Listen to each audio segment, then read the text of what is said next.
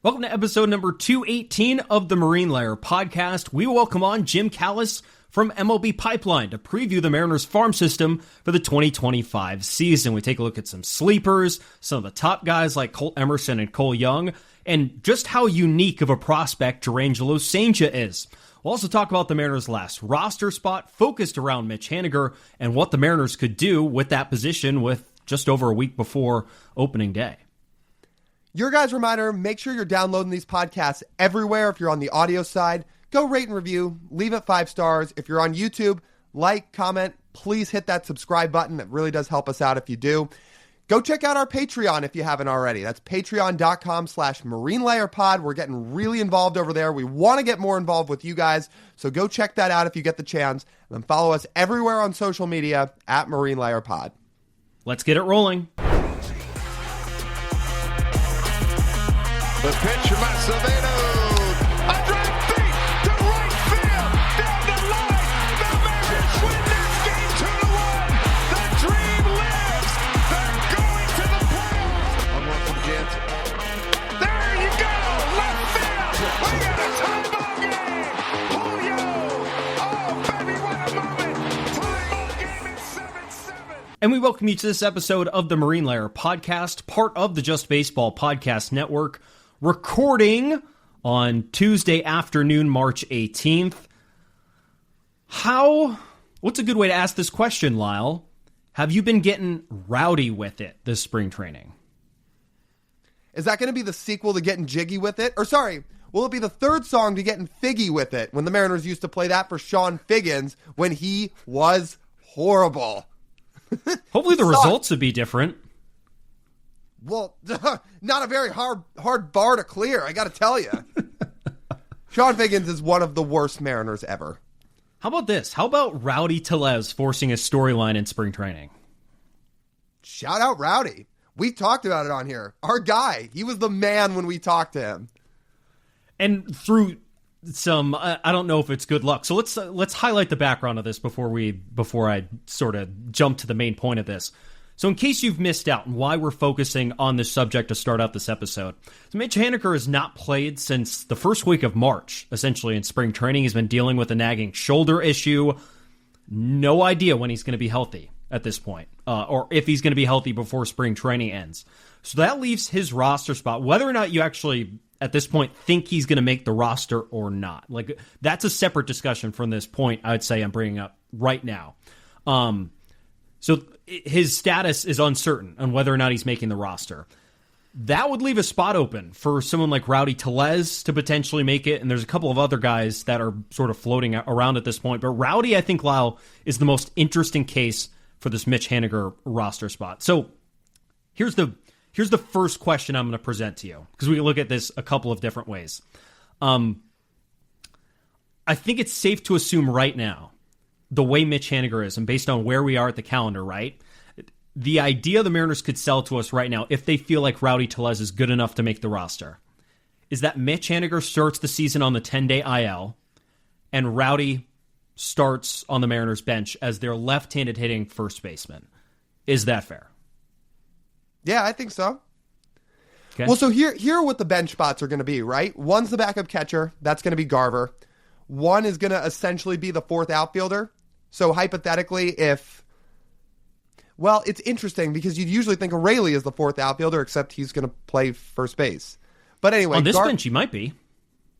Okay, so roster configuration, sure, but he wouldn't be on the bench.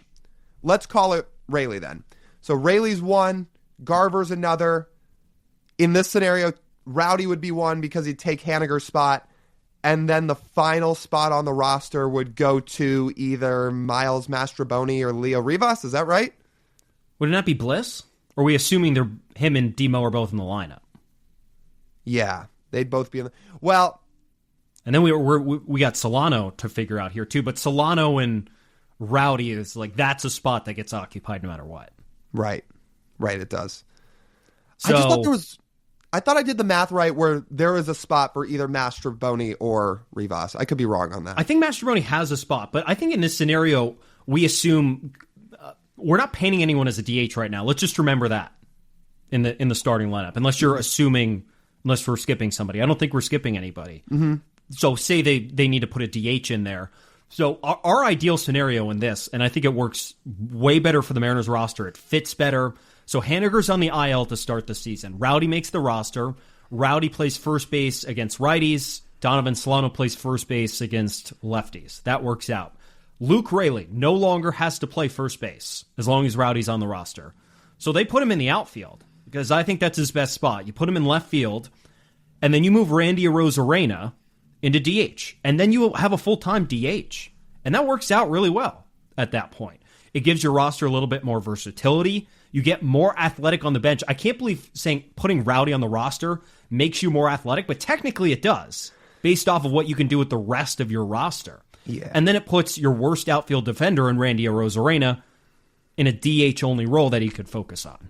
And you're essentially saying by doing that when a lefty would be on the mound, instead of Randy having to go back out into the outfield, you just put Dylan Moore out there. Correct. Yes. And then you have Bliss at second, so it works. Right. The roster fits a lot better when you put Rowdy Tellez on it, as opposed to Mitch Haniger, because I think Mitch Haniger right now is from what it sounds like, is a DH only. Occasional days, perhaps, in the outfield, but for the most part, he's only going to hit. The injury might be one of convenience for the Mariners, as they are going to give themselves probably a 2 or 3 week sample to look at Rowdy against everyday big league competition in April, hitting in the ballpark, not hitting in Peoria, not hitting where it's warm, to make more of a decision on this, sort of delaying the decision they're going to have to make with their roster before committing on it.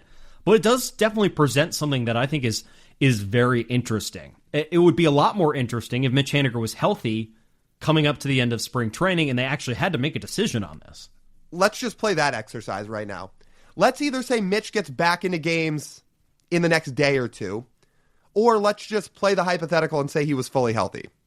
Then what happens? That's a loaded question right there, because we don't know how he's performing. What if his at-bats look great? They didn't look great before he stopped playing. They didn't look great, but it's spring training. You can have a hot week and your stats look great. Your at-bats look really good. Right? I feel like Mitch... we're playing hypotheticals here, so I'm going full hypothetical. Well, let me be a realist instead. I think Mitch Haniger's roster spot has something to do that does not involve his at-bats. You're right. But then if you're Jerry Dipoto, you go to ownership and you say, you're paying him no matter what. It does not matter. Your payroll will go up by $1.5 million if Rowdy Tellez makes this roster and you cut Mitch Haniger. And that is my take on this. Mm-hmm. My take on this is, look, let me preface this by saying I love Mitch Haniger. Fans love Mitch Haniger for what he's done since he got here in 2017, and even with the year off when he was in San Francisco and signed there in free agency. From what he did from 17 to 22, was a fan favorite for a reason. He had a 6-win season in there. He was an all-star. He was loved. He was a great defender at one point in his career. In 2021, he was the catalyst of that offense that needed offense. He's done amazing things here. But it is okay to say, from a pure baseball perspective, he just does not make this roster better, and that $15.5 million is essentially a sunk cost one way or another. And unfortunately, because again, I do love Haniger, he provides more value at this point not playing for the roster than being on it. So if you're the Mariners and you have to pay him one way or another, I think it's just time to cut ties. The Mariners were hoping, I think, that he showed up to spring training this year and he looked a little bit more rejuvenated and like he could be a DH off the bench, which, like, let's be real. Again, we do love Rowdy. Great personality. Tim Booth wrote an article about him in the Seattle Times today on Tuesday. It was great. You learn a lot about Rowdy and his chances of making the roster and all that kind of stuff. But let's not act like he offers too much more, say, defensive versatility than Mitch Haniger does. But this is a lot different based on where the Mariners' positional needs are right now. If Mitch Haniger was a first baseman and could play first base, we would be having a little bit different of a discussion, and the Mariners would have an easier selling point to putting Mitch on the roster. But he's got nowhere to play. That's the problem. Yeah. Number one, keeping a guy on your bench to only be a DH when he can't hit is not kind of malpractice. It is malpractice. It is malpractice. That's malpractice. Number two, like, you're seeing what having Haniger on the roster does in terms of not log jamming your roster, but essentially freeing it up. And it's like keeping it stuck in neutral, because you just highlighted what having Rowdy on the roster instead does. It does not force Luke Raley to play first base. I'm sorry, like, the guy's, he's not a first baseman. He is a better outfielder. He should be in the outfield. So it lets Raley play the outfield. It doesn't force Randy to play the outfield. He could just hit instead. And it lets Dylan Moore be freed up a little bit too to play his best spot in the outfield. It really is amazing how much Rowdy Tellez does for this roster by being on the roster compared to Haniger. But yeah, I think even if he wasn't banged up with this injury right now, I still wonder if there's a world where the Mariners just cut ties before the end of camp. Because say Rowdy doesn't work out, right? Are you sure the best answer is waiting for Haniger to get back off the IL and just inserting him back? Why don't you bring up Leo Rivas from AAA and give your roster more speed and versatility? Or if you want a left-handed first baseman, Austin Shenton. Right, or Tyler Locklear if you want the righty. Yep. It works out. So the other options besides Rowdy are Leo, Austin Shenton, and Tyler Locklear, I'd say at this point. Sure. Or if you want an extra outfielder in Cade Marlowe. But again, the Mariners, if Mastroboni's on the roster, have all the outfielders they need. I said this in the offseason, and I think it's as relevant as ever right now.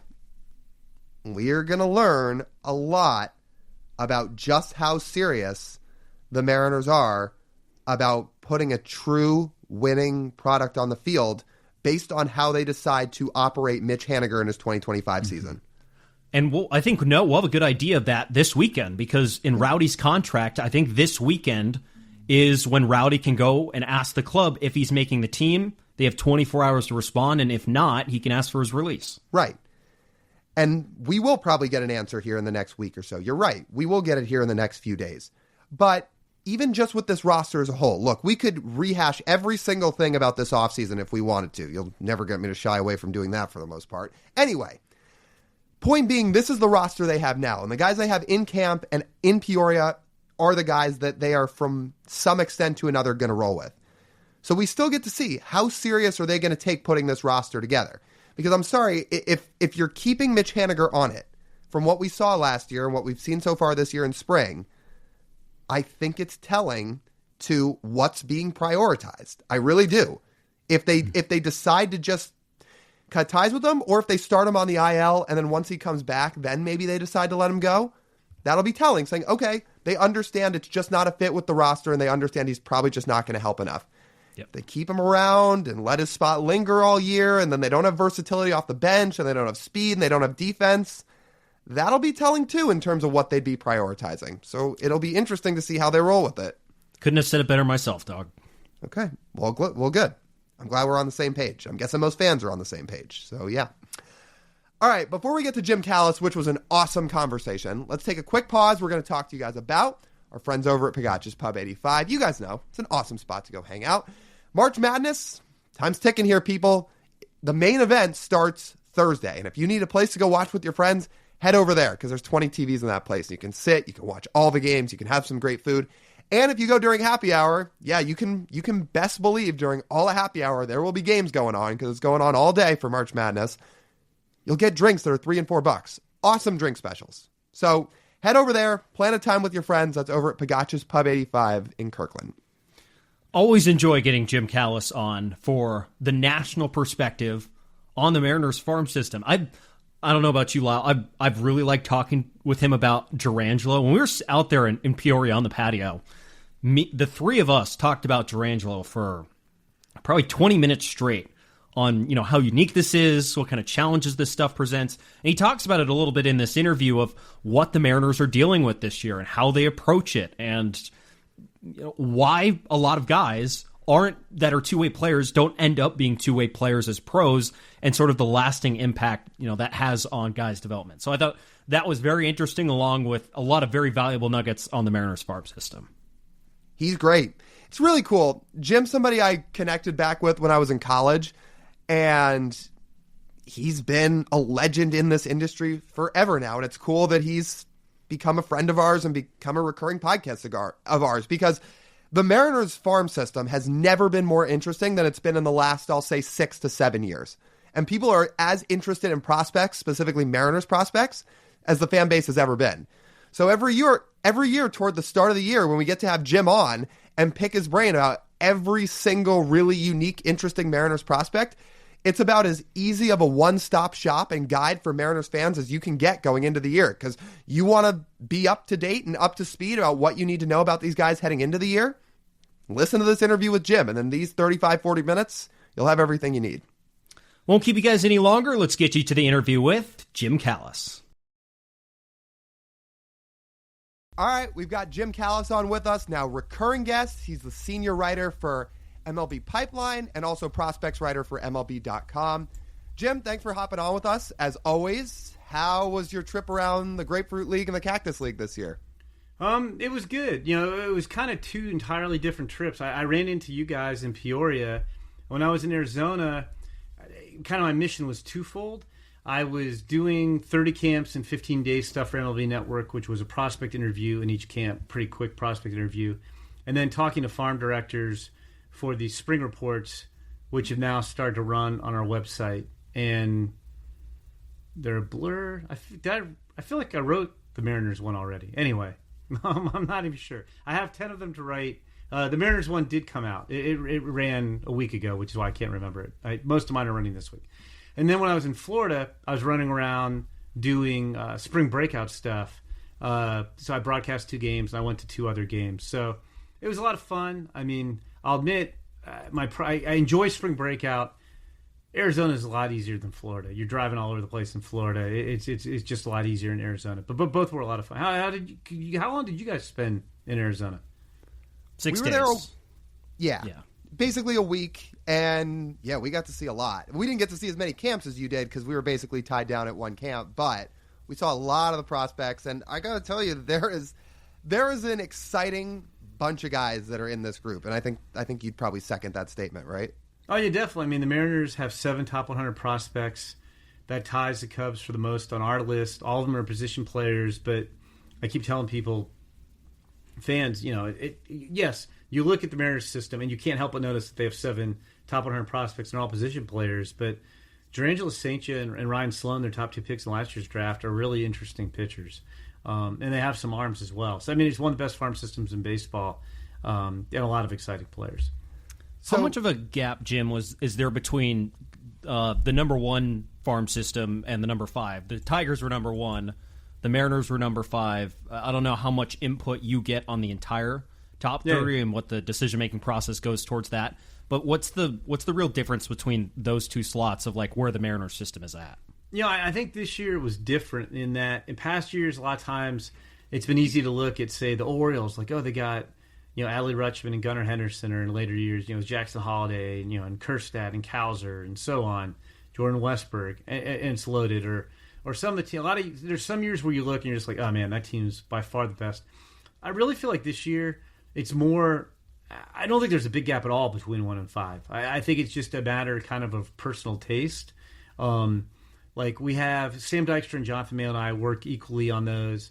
I actually had the Dodgers as my number 1 farm system, but I think when you throw the Rays and the Red Sox and the Tigers and the Dodgers, I think it's more really a matter of taste as opposed to, oh, there's this big difference. There's not a large gap between the Tigers at 1 and the Mariners at 5. Before we start getting into some of the specific players, I am curious because the Mariners have had a few different waves of prospects come up through this regime, and now they're about to have another big one here in the next year or 2. How similar is the talent and the upside between the wave of prospects that's making its way through the system now and the one that's made its way up over the last few years, a.k.a. the Logan Gilberts of the world, the George Kirbys of the world, the Julios of the world, etc.? Yeah, I mean, I think the biggest difference is it's the pitchers versus the hitters. I mean, obviously Julio's very good, and Cal Raleigh, Cal Raleigh's a better player than I think a lot of us thought. Kelnick didn't necessarily pan out, but like a couple of years ago, if you asked people, what do the Mariners excel at doing on the development side, they would have said pitchers. Bryce Miller's another one, Brian Wu. And I think now, like, even though I'm the biggest Ryan Sloan fan in the world, and I really like Saintia and some of the other guys as well, you can't help but notice it's just hitter after hitter after hitter. And the interesting thing is, the oldest one of those guys is Harry Ford, who is 22, and as we record this, he hasn't even been 22 for a month. I mean, it's all, right now, Cole Emerson's 19, Montez is 20, Cole Young's 21. I just mentioned Ford's 22, Celestin's 19, Farmelo's 20, Michael Arroyo's 20. I mean, these guys are super, super young. And you could even extend that. I mean, Salone's 19 and Sainch is 21. I have not tracked this, but I'm going to guess that's probably, of all the farm systems in baseball right now, the youngest group of top 10 prospects that anybody has, and they're all very talented.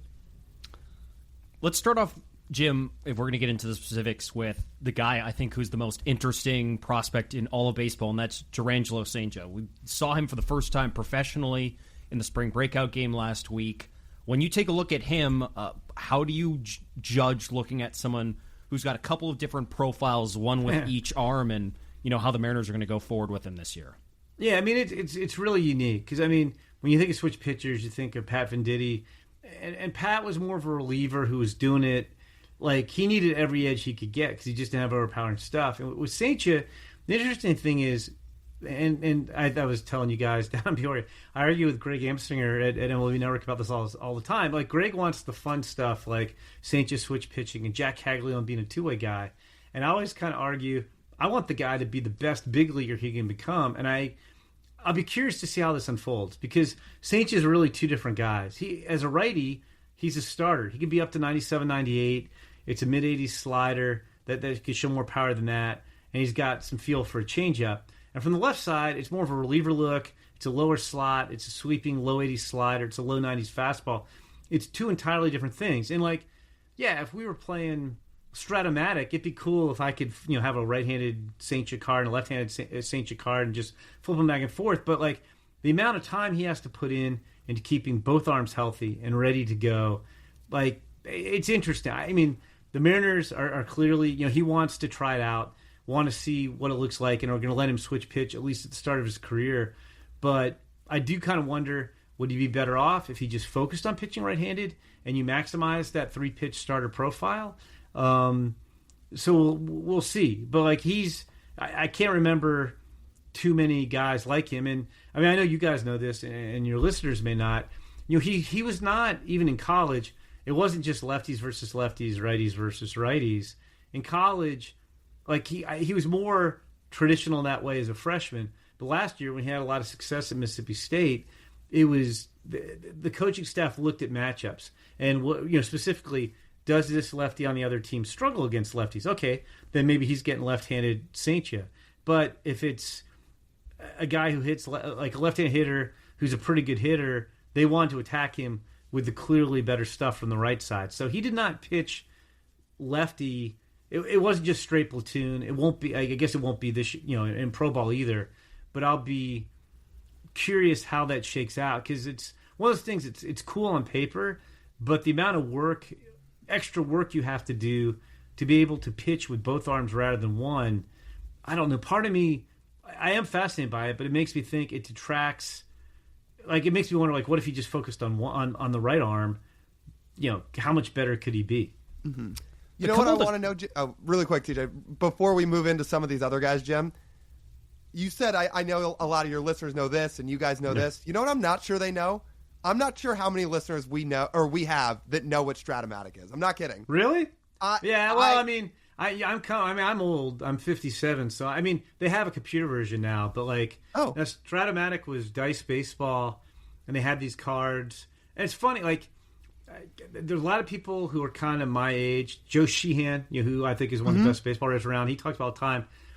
It really helped hone my understanding of the game when I was growing up playing Stratomatic baseball because of like platoon matchups and the importance of defense and ballpark factors, maybe not quite as much, although there was some element of that, like how to try to set up a lineup so you wouldn't be vulnerable if a guy had an ace lefty and you had, like, I don't know, it taught me a lot. I played a lot of Stratomatic baseball back in the day, and it really did, I think, help inform my mind in terms of how the game worked. Now, I mean, I've played stuff like Diamond Mind and Pursue the Pennant as I got older, and those are online games. But yeah, Stratomatic does have an online version. So my dad and my brother and I, on all these weekend mornings growing up when we were kids, we would play all the time, and we loved it. And similar to you, it taught me all this stuff about baseball. But just because it's one of these old board games and kind of an old-fashioned thing, I'm sitting there thinking to myself, I was like, I don't know how many people like me were playing that stuff. Like, TJ, do you even know what that is? I'm going to put you on the spot.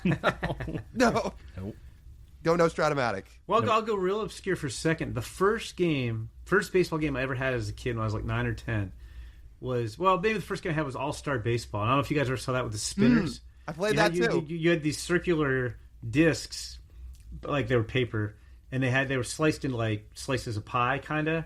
Like the home run would be a certain width. So and you spun. There was less strategy in that game. That is how I learned about a bunch of the legends in baseball before my time. Yeah. Not the really famous ones, not the Babe Ruths and the Ted Williams of the world, but that game, because we played that one too. It had Lou Brock and it had Ralph Kiner and it had. I think you got Babe Ruth. I thought you got Babe Ruth in every game of All-Star Baseball. I thought they threw. Maybe you didn't have Babe Ruth in your version. I don't think so. Okay, because you had the thing that was crazy about that game though is the pitcher didn't matter. Because it was it was all based on the hitter's results. But I'd say the first game that really shaped my knowledge of baseball, I remember seeing an ad in like Baseball Digest when I was like 9 or 10 years old, and it was this game called Shurko. It was another dice baseball game, but it had this thing that unfolded. I guess it was like 32 squares by 32 squares, and each square represented 15 feet. And so where the ball was hit was different. Like they had ballpark kind of like maps, and so like you saw how like Fenway played different than Yankee Stadium, and it was really cool. You'd roll dice to see what happened with the ball, and you'd put the ball in play, and then you'd see if your fielders could get to it, and so on. But yeah, dice baseball was essentially a big thing. Talking a foreign language to me. Yeah, I was gonna say dice baseball was very cool, but now with computers, they can do all the work for you. So. I have one last quick thing on Durangelo for you before we move on to some others. You were kind of talking about it with us both down in Peoria and a little bit here before we started recording, but you were saying as a righty, Durangelo gets comp to prime Marcus Stroman, right? Yep, yeah. It's like Marcus Stroman from the right side and like a lefty reliever from the left side. And like again, I mean, it is fascinating, and I think the Mariners are doing the right thing because I don't think you can draft this guy and just be like, okay, Durangelo, you're a right-handed pitcher now. Like I think they want him to go out and experience pro ball and see how it works and see, again, the fans just see it's like with Shohei being a two-way player. Like Shohei makes it look easy, and the amount of work he has to put in, the amount of work you have to put in to be really good at either pitching or hitting, and the fact that he finds enough time to do it to do both is crazy. But I think the Mariners are going about this the right way. I just.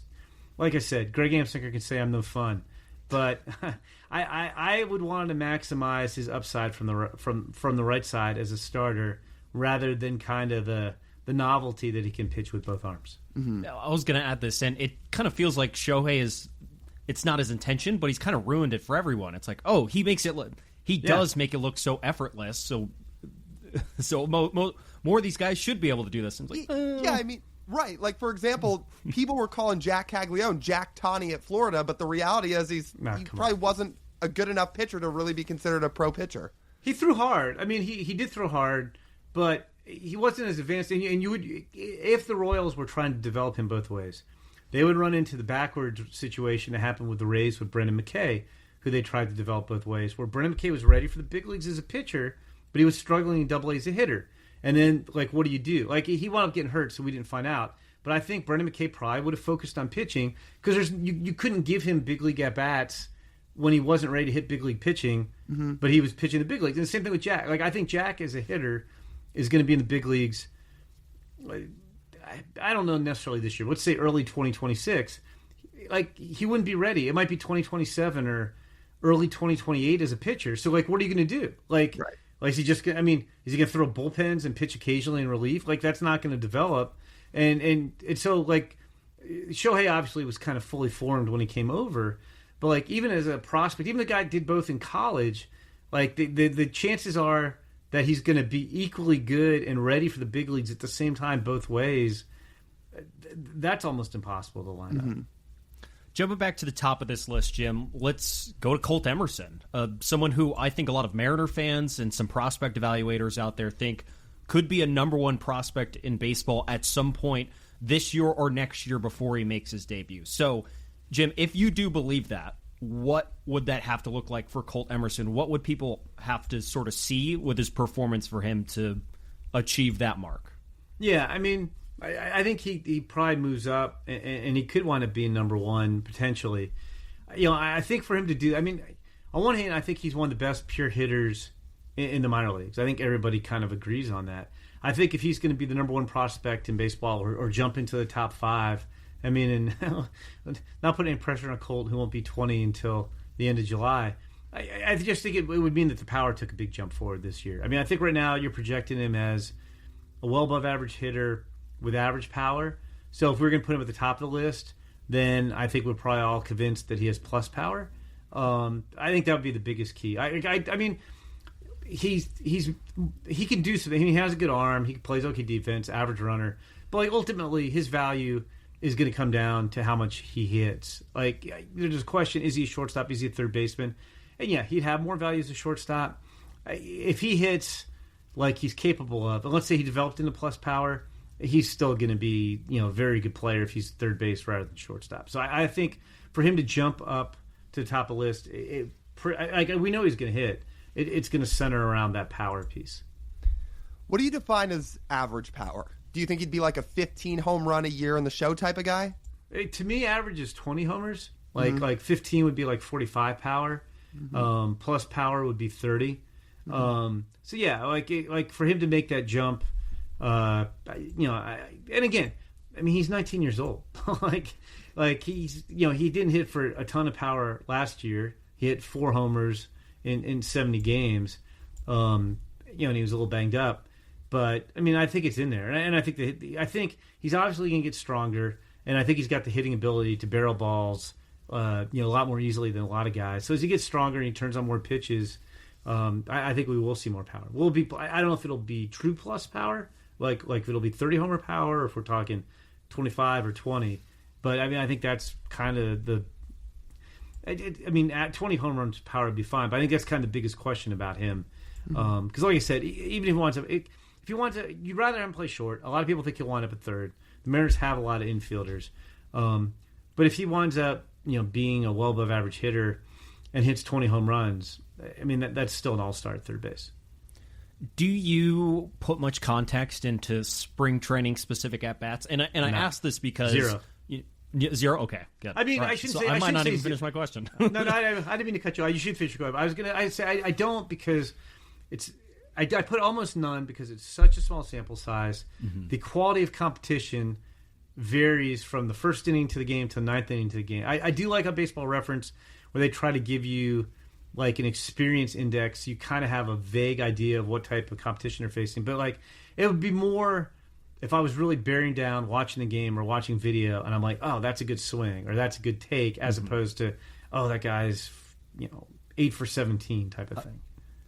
I will just say I marvel at the fact watching him against some big league quality arms, and then think of the context that he's played a grand total, including fall league, 107 professional games ever. Yeah, no, and like I said, and again, I haven't looked at him specifically and been like, oh, it's a good swing, but like, yeah, like I would take that more into account, like actually watching in person than, or on the flip side, if somebody went 1 for 13, like, oh man, I'm not sure about that guy, and like you said, even if he struggled, he's 19 years old, so and he's barely played. Well, you talk about Colt being a guy that his prospect value is, for the most part, going to come through his bat. If we're going to talk about a prospect whose value is essentially all going to come through his bat, you guys at Pipeline have Lazaro Montes at 2 on the Mariners' top 30 and another top 100 prospect. So, obviously, that gets us excited because it leads us to ask just how much do you believe in that bat? Yeah, he's interesting. I mean, I think everybody believes in the power. He's a career .291 hitter in the minors. He doesn't strike out, like, for as young as he is and the power he has, he doesn't strike out excessively. So I'm pretty bullish on him. But you're right. I mean, he's a left field. He's best case scenario left fielder, worst case scenario a DH. I mean, you're hoping this is a 30-plus home run guy. And like, so far he looks kind of on track to do that. Mm-hmm. Is there a comp for him defensively besides Yordan? Well, it's funny because I was going to say, like, and I just feel our Mariners list, so I'm not Mr. Comp to begin with, and I haven't thought about guys, but I was going to say Yordan. I think Yordan's a better hitter than Montes is. Mm-hmm. Montez, has similar raw power. But yeah, that was where I was going, trying to think of guys who have a huge offensive ceiling and are at best a mediocre left fielder. That's where I was going. I wouldn't say his ceiling's as high because I just don't know that he's going to hit for average like Jordan does. But the power is certainly impressive. At this stage of their development, where was Jordan at? If you remember. I think, Jordan, I'm trying to think because I can't remember. I just have to look it up because I can't remember how old Jordan was. When the Cubans sign, it's not like they always sign at 16, although I think he was fairly young. He was 21 when he debuted, right? Yeah, but so maybe he was I think he was. No, he made his pro debut when he was 19 years old, so he was a little bit older. So when he was Montez's age, because Montez, when Montez was 19, Montez, had the year he had last year between the two A teams where he hit 21 homers. When Jordan was 19, he had just signed and he was in the DSL. So he had 44 at bats in the DSL. So we didn't really have a good feel who he was. We knew. I did our Astros list at the time. After they traded and got him from the Dodgers, we were up. We must have been updating our list, or maybe we updated anyway. I added him to our Astros list after the trade, but at number 30, just because I knew the Astros liked him, but we didn't really know what he was. And like I said, he had 44 at bats at DSL. When he spent his first year in the U.S., he was a year older than Lazaro. He was an A ball in high A also. Hit 12 homers, not as many as Lazaro, but he hit 305. Mm-hmm. It's you can't really compare him because, like you said, Jordan barely played at the same age. Sure. Just how good can Felnine Celestine be? Because this guy, he spent a lot of last year injured, but the upside with him, I think there's a lot of people that believe it could be as good as anybody in this system. Yeah, no, I think that's fair. The thing is, he really hasn't had a chance to play that much because of the injuries. He's played 32 games in the complex league. It's not. It's light year. It's pro ball, but it's light years from the big leagues. Mm-hmm. So I think it's also easier to dream on guys who. He hasn't failed. He hasn't had a chance to fail. But no, sure. You could be talking about a shortstop with 55 tools across the board. And he's a switch hitter, and he's still just 19. But I agree. You could argue he has the highest ceiling because I think he's a better hitter than Montez. He's a better power might be comparable to Colt Emerson's, but I think he's got a better chance to play shortstop than Colt Emerson. So you could see a pretty good offensive and defensive player. I think he's probably a little quicker than Colt Emerson. Mm-hmm. He's definitely got more power than Cole Young, that type of thing. So I think it's fair. We just. I'm sure you guys are too. I'm very curious, and again, he's just going to be 19 all year to see how he does in single A this year. So people are going to get to see Cole Young on a big league diamond, I think, at the middle of this upcoming season. What are fans going to see when Cole eventually, you think, gets up this year? Yeah, he's a hit over power guy. He's hit everywhere he's been. I think he's probably more of that 12 to 15 homer guy. Solid runner. I think he has good range at shortstop, and he has the hands, but the arm's average. And look, you could compensate, by making accurate throws and get rid of the ball quickly. But still, I'd suggest that most big league shortstops have a plus arm and not an average arm. So maybe he winds up at second base in the long run. But sorry, my dogs are rattling their collars behind me. He's interesting. That to me is the question: is whether he's a shortstop or second baseman, and does he find a little bit more power? But he can really, really hit. The idea Lyle and I have kicked around here, and it's been good to get some outside evaluation on this, is that we feel like the way the Mariners' second base position is, going down the stretch of the season, you would imagine at this point, if they're going to bring Cole up, he struggled more against lefties in the minors. They have a young right-handed second baseman in Ryan Bliss. Does it benefit them? Let me frame it this way. Does it benefit the team enough to consider platooning them, or is that too much of a disservice to the development of the prospects to hinder them as platoon players in their peak development years when they're at the big league level?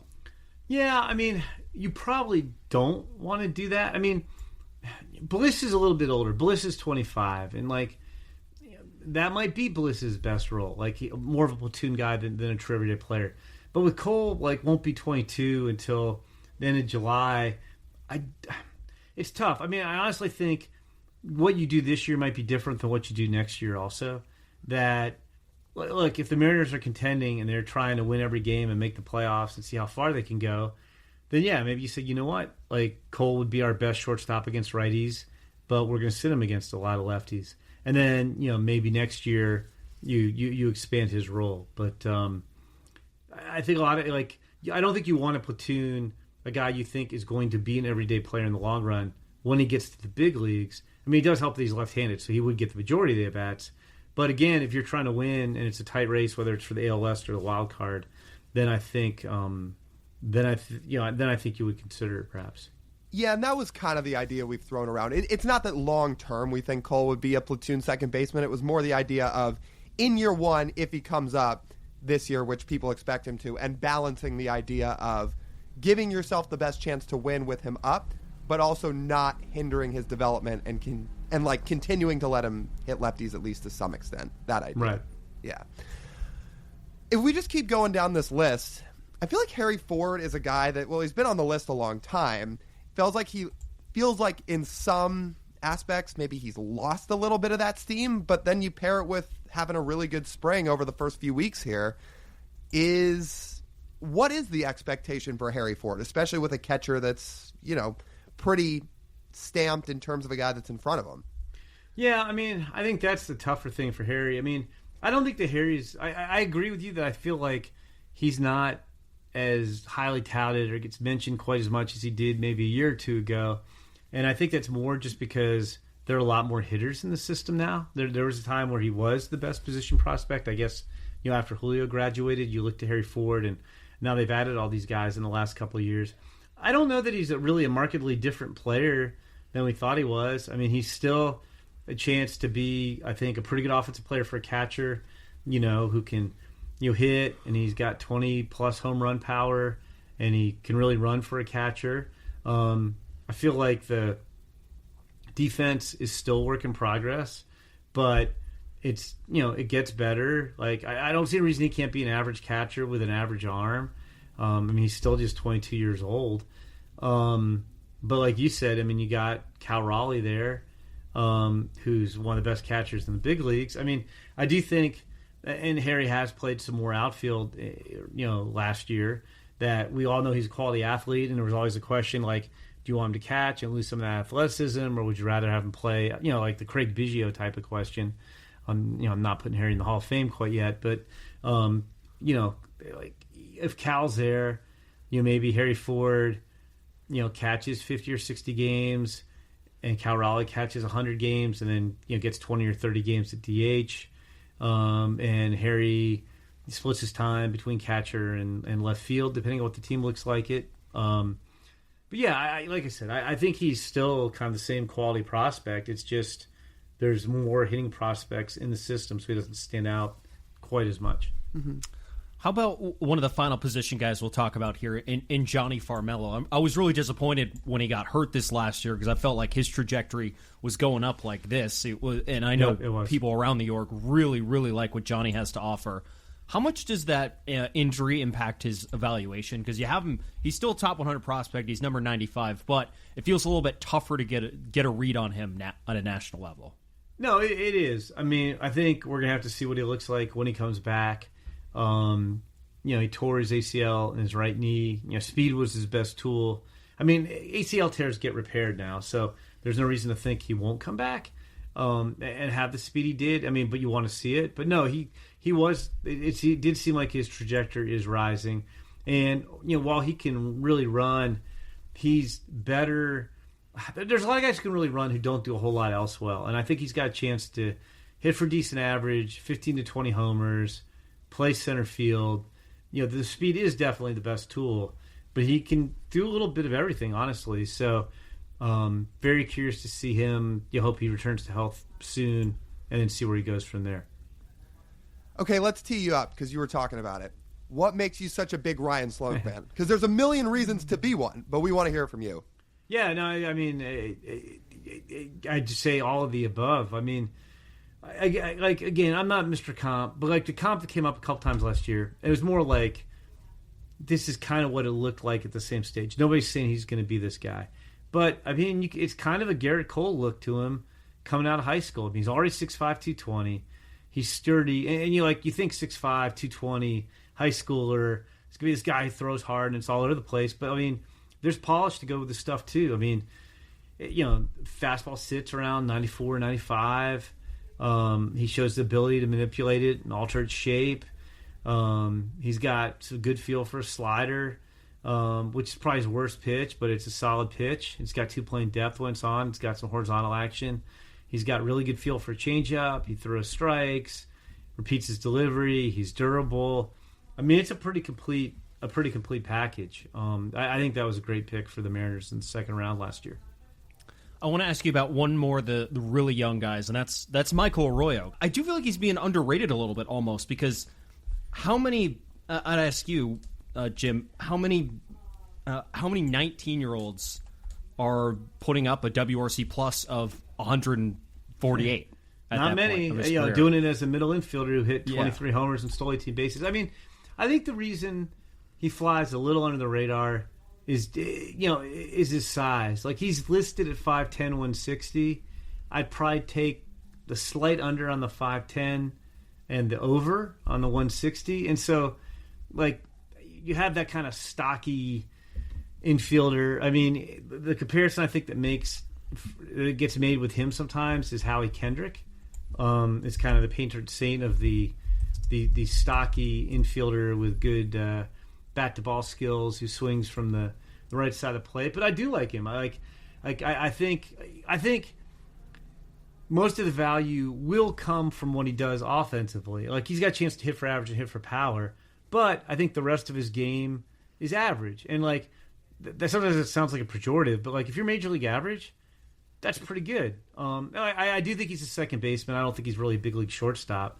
But I do think he can hit. He's super young, like you said. He was 19 last year, had a really good year. He'll be 20 all this year. The interesting thing will just be, how, and again, they don't have to worry about it today, but with Emerson and Young and Celestin and Michael Arroyo, all of whom, they probably don't have to worry about it this year. Cole Young may come up, but then next year, Emerson and Arroyo could be pushing for it, and Celestin will be on their heels. How do they manage the infield of the future with all these guys? It's going to be super interesting. I mean, especially because the Mariners do have some space that feels like will be available on their infield at some point in the next couple of years, but paired with how many guys make it, how many guys continue the trajectory, what happens in trades. Yeah, it's all going to be fascinating because you're right. They have a ton of guys knocking on the door here. One infielder, or former infielder, I should say, that's now an outfielder, and we are a huge fan of on this podcast, is Ty Pete, who had a really good spring breakout game. And I know you talked about you've had a blast watching all these breakout games. He stole the show in the Mariners one. Is it fair to believe that he's really going to take a jump forward again here in 2025? Yeah, I think he really could because, I mean, this was a guy, he was a two-way player in high school also, and guys kind of liked him a little bit more. Oh, I should say a little bit more. Liked him as a right-handed pitcher as well, and then he got hurt on the showcase circuit. I don't even know if he pitched as a senior. It was kind of nebulous, but I mean, I do think these guys who play two ways as amateurs tend to have more room for growth than comparable players with the same age and experience in pro ball, just because he hasn't focused on hitting full-time until the last couple of years. And yes, I mean, does he need to cut down on his strikeouts? He does. He struck out 162 times last year. But he had 42 extra base hits, 45 steals in 115 games as an 18-year-old last year. He didn't turn 19 till the middle of August. He was one of the younger players in that draft, super talented. I mean, I know you guys have seen him. His bat speed is crazy. There's a lot of power in there. You like to get him a little bit more consistent at the plate. But yeah, he would be, I don't know, like if it's a fair, pick to click or sleeper because he was the 30th overall pick in the draft 2 years ago and he didn't have a bad year at all last year. But I think it would shock me if he was a top 100 prospect at some point this year, it would not. Guys loved him in high school. Last one for me, Jim. Who's someone we haven't mentioned that you're high on? You know who I'm interested in? I think he had a setback. Did Teddy McGraw get banged up a little bit in spring training, or am I imagining that? That is a good question. He hasn't thrown in any big league games. He got back into pitching summertime of last year from the injury, but yeah, he's somebody we didn't hear that much about this spring. Let me look, because it's like, I know, it's like, I'm trying to look at my notes here real quick, which makes for a scintillating podcast as I shuffle papers on my end. But as you're looking, just to give people some context in case they don't know the name Teddy McGraw, just for everybody listening, had a chance to be a first-round pick out of Vanderbilt. Mariners drafted him in the third round. Wake Forest. Or sorry, what did I say? Vanderbilt. Oh, sorry. We believe that. I mean, we believe that, though. They turn out pitchers. Wake Forest had a chance to be a first-rounder. Mariners took him in the third round. Has battled through a couple of Tommy John surgeries, but still has a really live arm when he's healthy. Yeah, I found my notes. He's not hurt, but they're bringing him back slowly. Yeah, he had 2 Tommy Johns. He had one in high school. He looked like he was trending toward the first round in 2023. He was on that Wake Forest team that lost in the semifinals of the World Series to LSU, and he blew out in inter squads right before the season started. But yeah, he's a guy who I think, because he hasn't pitched a whole lot, doesn't get mentioned just because guys haven't seen him. You know, he pitched 9 innings at Modesto last year. He's interesting because I do think it's a first round arm. Like he'd be one, and then like I think people kind of viewed this guy as more of a signability pick to help afford Ryan Sloan when they took Hunter Cranton in the third round and signed him for $50,000. And yes, the money was a factor, and he was older. He turned 24 in October. But, like, it's legit stuff. Like, his fastball sits at 97, 98. He's got a tight upper 80s slider. And I do think, like, I don't think he's going to be a superstar, but I do think he's a chance to pitch in the Mariners bullpen at some point this year.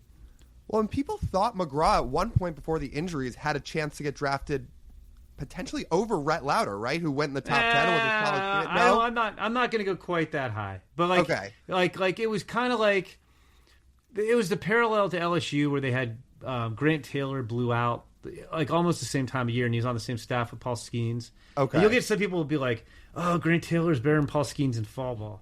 That's not true. Grant Taylor was really good, but Paul Skeens was showing signs that he was going to be Paul Skeens in fall ball. And it was the same thing. Like, Rhett Lauder was going to go really, really good. Like, Rhett Lauder was going to be a top 15 pick.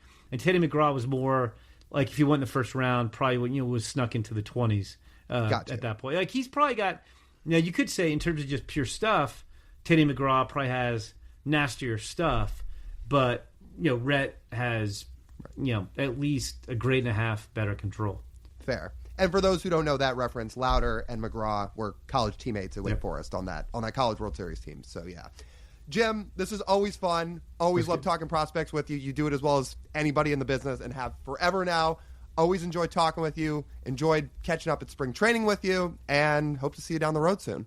No, I hope to see both of you guys. That was like a nice bonus as I staggered into Peoria at 7:30 in the morning because we had very early call times. It might have been a little bit earlier and enjoyed talking baseball with you guys. So, that was a lot of fun. Oh, we got to get you guys to the Fall League. Do you guys ever go to the Fall League? We haven't did been in yet. School. We did in school as like students. We haven't done it as a podcast yet. Yeah, that'd be really fun though. Yeah, really you should. Fun. I mean, the Mariners usually send some pretty good players too. So right, you should. We might get Ty Pete. I feel like Ty Pete might be a good Fall League candidate this year. Sign us right up. Teddy McGraw getting some more innings. We'll see some of these guys. But, you'll have to check that out at some point. That'd be great. Thanks, Jim. Well, thanks for having me. Hope you guys enjoyed that conversation with Jim. I'm going to say it. I've never been more excited about a group of Mariners prospects going into a season. Wow. For as exciting as 2021 was.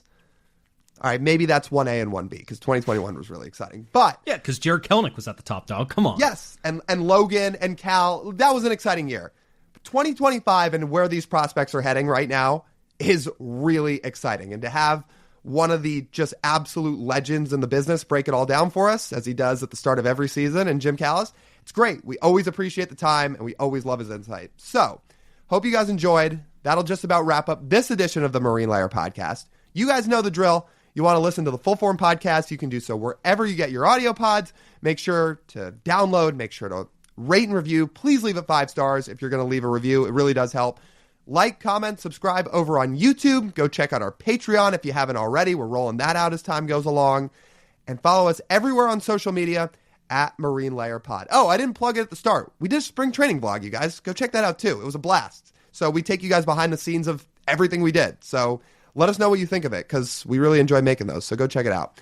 That's TJ. I'm Lyle. As always, we thank you guys for tuning in. We'll talk to you soon.